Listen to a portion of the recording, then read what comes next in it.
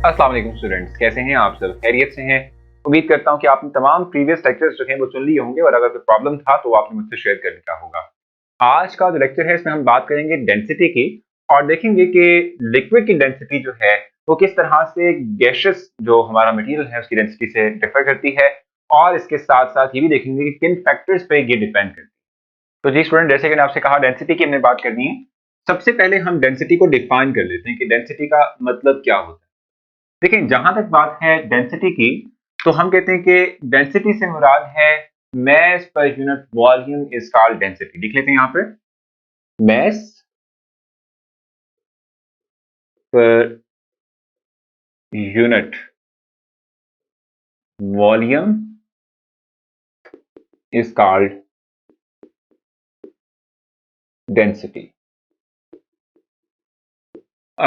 इसके साथ साथ हम फौरन से इसकी मैथमेटिकल फॉर्म भी राइट कर लेते हैं ताकि हमें अंदाजा हो जाए कि हम क्या बात कर रहे हैं और उसके बाद फिर हम थोड़ा सा डिटेल में डिस्कस करेंगे, कंपैरिजन करेंगे कि गैस और लिक्विड की डेंसिटीज का आपस में क्या कंपैरिजन है। ठीक है, तो जो फार्मूला हम राइट करते हैं डेंसिटी के लिए वो है D इक्वल्स टू M/V। ये हमारे पास फार्मूला है जिससे कि हम किसी भी सब्सटेंस की डेंसिटी को कैलकुलेट कर सकते हैं। अब जैसे मैंने आपसे कहा कि हम गैस और लिक्विड के दरमियान कुछ कंपैरिजन करने वाले हैं डेंसिटी को लेके, तो हमें पता होना चाहिए एक तो ये बात कि अगर आप गैस की बात करते हो तो जो गैस पार्टिकल्स हैं they are very far from each other. ठीक है, एक दूसरे के साथ डिस्टेंस पर रहते हैं और रैंडम मोशन शो करते हैं, ना तो इनका कोई फिक्स वॉल्यूम होता है और ना ही कोई फिक्स शेप होती है। ये हम पढ़कर आ चुके हैं, तो ये गैस है। अगर आप लिक्विड की बात करते हो तो लिक्विड के पार्टिकल्स भी रैंडम होते हैं लेकिन उनमें डिस्टेंस जो है वो कम होता है as compare to gas particles just because of the stronger intermolecular forces than gas. ठीक है, ये हमारे पास है लिक्विड।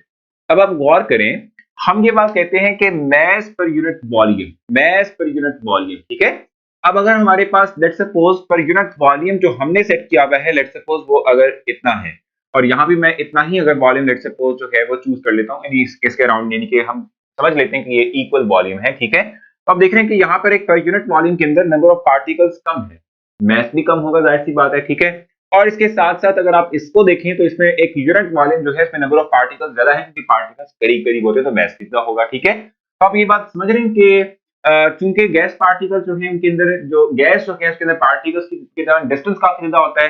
डिस्टेंस ज्यादा होने की वजह से वॉल्यूम ज्यादा ऑक्यूपाई करते हैं, जितना ज्यादा हमारे पास वॉल्यूम होगा उतनी ही डेंसिटी कम होगी। क्योंकि लिक्विड पार्टिकल्स जो है वो चूंकि लेस डिस्टेंस पर रहते हैं, डिस्टेंस उनमें कम होता है, डिस्टेंस कम होने के साथ साथ वो वॉल्यूम भी कम ऑक्यूपाई करते हैं, तो वॉल्यूम कम होगा तो डेंसिटी भी क्या हो जाएगी, अल्टीमेटली खुद ही बढ़ जाएगी। ठीक है, तो हम यही बात कह रहे हैं कि density of gas is always less than density of liquid. ठीक है, और इसकी बेहतरीन एग्जांपल हमारे पास वाटर की है। अगर आप वाटर की बात करते हैं तो जो वाटर की डेंसिटी है अंडर नॉर्मल कंडीशन वो है 1 ग्राम पर सेंटीमीटर क्यूब। ठीक है, और अगर आप बात करते हैं एयर की, एयर आप जानते हैं गैसियस फॉर्म के अंदर। ठीक है, अगर आप इसको देखें तो इसमें हमारे पास जो डेंसिटी इसकी होती है वो 0.001 ग्राम पर सेंटीमीटर क्यूब होती है। ठीक है, तो आप खुद देख सकते हैं कि एयर यानी गैसियस फॉर्म के अंदर जो हमारे पास सब्सटेंस है इसकी डेंसिटी कम है, वाटर की डेंसिटी हायर है। ठीक है, और यही वो रीजन है जिसके तहत हम जानते हैं कि जो वाटर ड्रॉपलेट्स हैं यानी कि जो रेन ड्रॉपलेट्स हैं, ठीक है, वो डाउनवर्ड मूव करते हैं, वो गिरते हैं नीचे की तरफ को सिर्फ इसलिए कि density of water is greater than air. ठीक है, यानी हवा की निस्बत, ठीक है, जो पानी है यानी वाटर है वो उसकी डेंसिटी ज्यादा है इसलिए वो नीचे की तरफ को मूव करता है। जहां तक बात है फैक्टर्स की, तो फैक्टर्स भी यही है कि हमेशा याद रखिएगा कि